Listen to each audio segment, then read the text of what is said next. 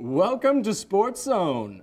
I'm Drex Unicorn, and beside me we have the infamous Silky Jones. Tonight, we have a special program for you. Sports Zone was given the opportunity to take an in-depth look at how the cycling team at Colorado Mesa University keeps the wheels rolling.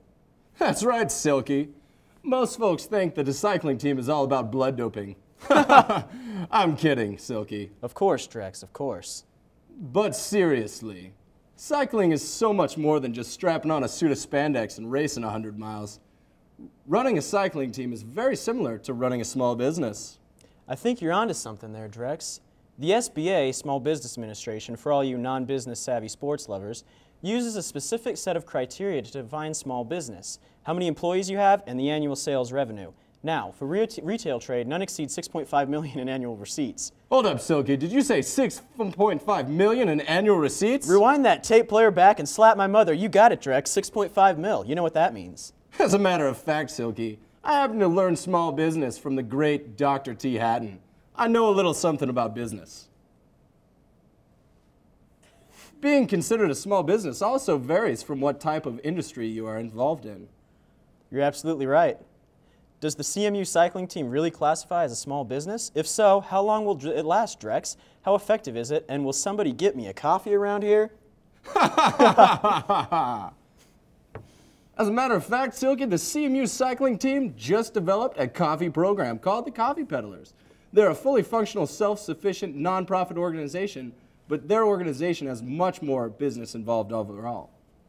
Let's take a look at the interview Sports Zone was so graciously granted earlier this week with our gorgeous field reporter, V-Unit. V-Unit, it's all yours. Thank you, Silky. And now, Rick Crawford. What exactly is your background in cycling? Well, I started cycling back in the mid-'70s, way before you were born, most likely. Started racing back then, and then I progressed, had a professional career between the mid-1980s and early 1990, and I started coaching. Great. And what made you want to come to CMU? Well, through a lot of experience, both running teams and coaching individuals, I found out that I really liked the collegiate experience. I like coaching the younger cyclists. I like the educational piece, and I just kind of like the atmosphere around colleges is a great environment for development. Okay, and would you say that running a team is kind of like running a business? And why would you say that? Well, it kind of has to be because in order for you to run a successful program for a lot of years, one that continues and is successful, then you have to make sure the funding is there. And many times, cycling isn't like one of the bigger sports in an athletic department that gets a lot of funds. So we have to make sure that money is there to achieve the goals that we're trying to achieve. And how exactly have you found that revenue for the program? Through a lot of different ways. We solicit sponsors. Recently we've tried to create some regular revenue streams for ourselves through regular, like private sector business methods, like selling stuff. Okay. And can you tell us about the Coffee Peddlers program at all? Yes, the Coffee Peddlers was really our first shot at, having a retail item that we would sell. Coffee is like one of those commodities. Almost everybody drinks it. So we just thought that if we could just slowly start building our clientele, it's the same price as really high quality brands that are on the shelf at the supermarket, that we could create a loyal base of customers and they would continue to buy from us. And how many people roughly would you say are involved in that program?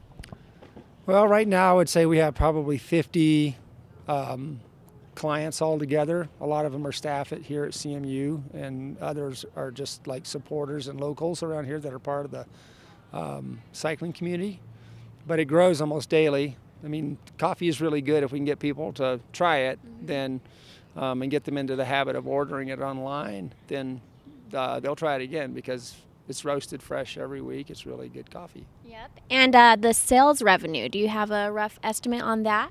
Yeah, right now it's about $200 a week, and it doesn't sound like much, but in a collegiate program, if you have that coming in regularly, every week of the year, 52 weeks of the year, then it adds up. And we intend to, our goal is to try to have 100 regular clients by the end of this year. And by the end of next year, 200 regular clients. 200 regular clients, right now we're making around $6 a bag on the coffee. And so, if you have 200 clients a week, that's $1,200 a week, and you do that 52 times in a year, it ends up being quite a bit of money for our program. It would double our budget. Okay, and can you explain to us the ordering and delivering process of that? Yeah, it's pretty simple.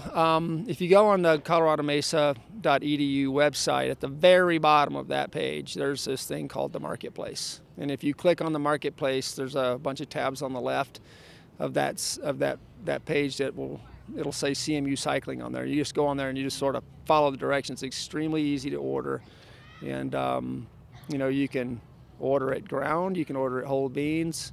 We have dark roast, espresso, medium roast, and decaf. It's just about any way you want it. We can, yeah. Great. And what made you want to start putting coffee into this? Well, I just needed one product that we could actually start this with. I don't think coffee is the end of it. Once we get the coffee thing established, and we're pretty comfortable that we're servicing that pretty well, we may expand that product line into some other things. I'm not sure what those are right now. But. Okay, so futuristically, you have goals set. What stage would you say overall the cycling program is in as far as growth, maturity, harvest, things like that?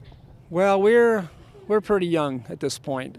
We've been a club sport here for a few years, and them hiring me shows their commitment to growing the cycling program. So I intend to take us to the top. We're already ranked number 1 in the Division II nationally. We have 3 more nationals we have to contend.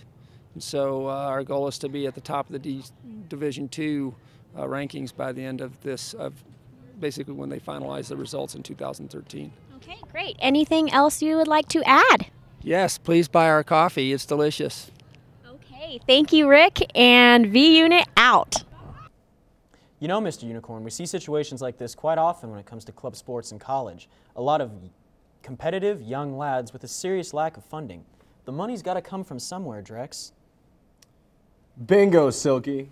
The strapping young stars at CMU came up with a very genius and creative way to help fund their program. And that is the Coffee Peddlers.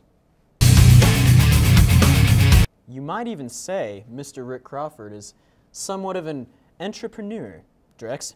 Yahtzee. As defined by one of the greatest minds in the business world, Dr. Hatton states that an entrepreneur is a person who sees an opportunity or has an idea and assumes the risk of starting a business to take advantage of that opportunity or idea. So I would say that Rick Crawford is definitely an entrepreneur. Indeed. Couldn't have said it better myself, Unicorn. In being such a young venture, Rick really has a lot of room to grow and evolve. Too often, small businesses become stagnant and fail to reach the final stage of the small business adventure we know as harvest, before they even fully mature. 3 stages of the startup process. Go, Drex. Well, those 3 stages are the growth, maturity, and harvest stage. The growth stage is an achievement of the critical mass in the business. It's a point which an adequate living is provided for the owner and family, as well as enough growth remaining to keep the business going. While maturity is defined as the stage where the business is well established, Drex. And after the maturity stage comes the harvest, Silky. This is the stage when the owner removes him or herself from the business and lets the business just keep generating the profit for him. From the sound of it, it appears as if the CMU cycling program has done a good job at beginning to establish themselves, yet they still have so much room to grow.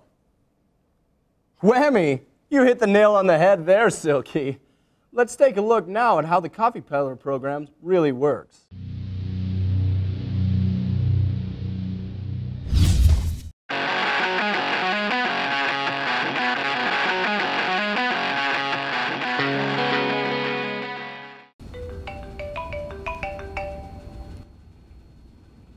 Yeah?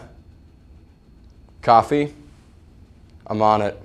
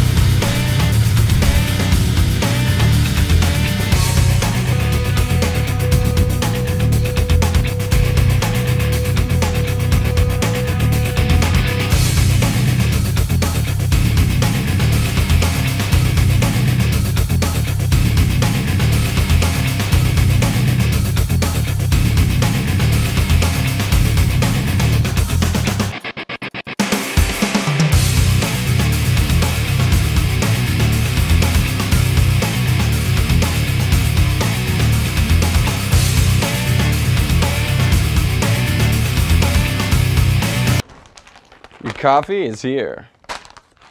All right. Thanks, coffee peddlers. Anytime, anytime.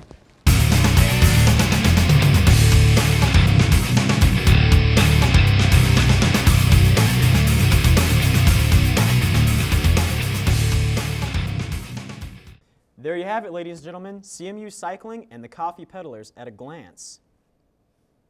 Looks like they really have the wheels rolling in their business venture.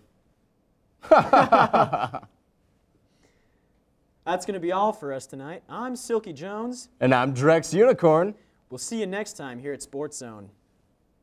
You stay classy, Grand Junction.